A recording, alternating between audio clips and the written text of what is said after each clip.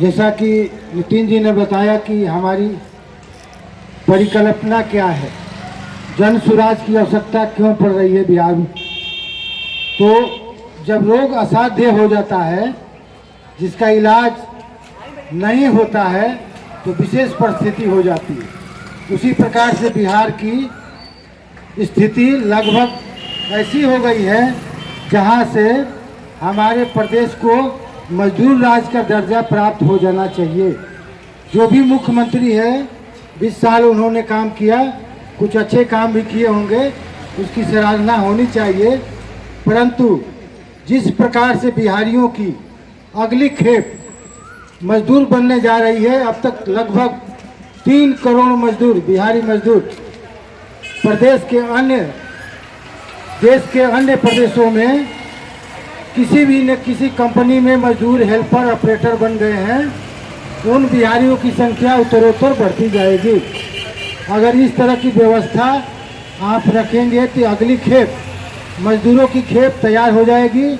मशीनें लगेगी है गुजरात में, मशीन लगेगी बेंगलोर में, और बिहारी हेल्पर, ऑपरेटर कहीं आपका रामपुर का भी हो सकता है, गाजीपुर का भी हो सकता है, और आपके अस पड़ोस के जो भी गांव हैं वहाँ का भी लेबर हो सकता है। तो इस परिस्थिति से बदलने के लिए हम सबको सामूहिक प्रयास करना चाहिए। हमारा जन सुराज का जो टैगलाइन है, सही लोग, पहले हम लोग सही लोग, एक ही क्यों न हो, 2 ही क्यों न हो, हम लोग सही लोग की तलाश में हैं, और उसकी सोच भी सही होनी चाहिए। बिहारी अस्मिता का जो बात है, हमारी जो रिस्पेक्ट है, देश के अन्य प्रदेशों में बहुत गिरा है। चाहे इस बात को आप मानिए या नहीं मानिए, आपकी स्वेच्छा है।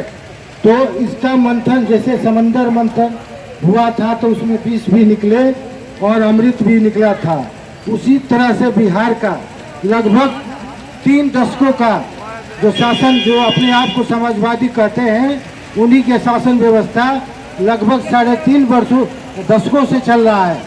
लगभग उसका वर्ष होगा 35 साल से ये समाजवादी लोग भिन्न भिन्न तरीके से और भिन्न भिन्न चुनाव चिन्ह से चुनाव लड़के आपको बाद में वो केवल सरकार बनाने की मंशा से अलग अलग चुनाव चिन्ह में आपके पास आएंगे। ये चुनावी वर्ष है, और वो जो स्थापित दल हैं वो अलग अलग चुनाव चिन्ह से आपके पास उपस्थित होंगे। और बिहार में कुछ स्टेपनी दल हैं जो जातिगत आधार पर बने हैं, और बिहार की 2 बड़ी खेमा है विचारधारा राजनीति की, देश की। एक भारतीय जनता पार्टी के नेतृत्व पर है और दूसरी कांग्रेस पार्टी है।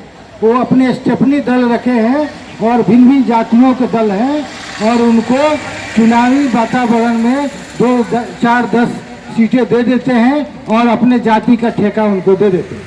तो इस तरह से आप जातीय मकर जाल में फंसे हुए हैं और बिहारी निरंतर मजदूर बनते जा रहे हैं। आपको सूचना दे दे कि लगभग 23 लाख ही सरकारी नौकरी है, और बाकी इसका प्रतिशत होता है 2%। पूरे जनसंख्या जो हमारे बिहार का है, लगभग 14 करोड़ की आबादी में 3 करोड़ बिहारी मजदूर बन चुके हैं, और उनके जो परिवार परिजन हैं, लगभग वो भी मान लीजिए कि 1 परिजन यहाँ रहता है, और 3 करोड़ बिहारी गुजरात, मद्रास, बेंगलोर और अन्य शहरों में है। तो 6 करोड़ बिहारी मजदूर के परिजन हैं और खुद बिहारी हैं, तो इनकी संख्या लगभग 6 करोड़ होती है।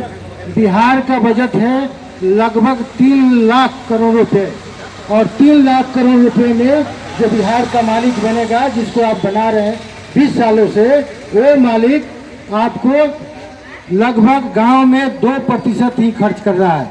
तो 20 साल से भी 4 मुखिया, आपके 20 साल का 4 मुखिया केवल नली गली से बाहर नहीं निकल पाया है।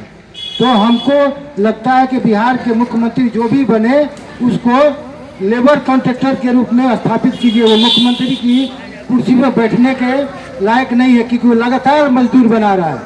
बिहार में 300 की दिहाड़ी कमाने के लिए 3000 किलोमीटर जाता है बिहारी, और जिस विषम परिस्थिति में वो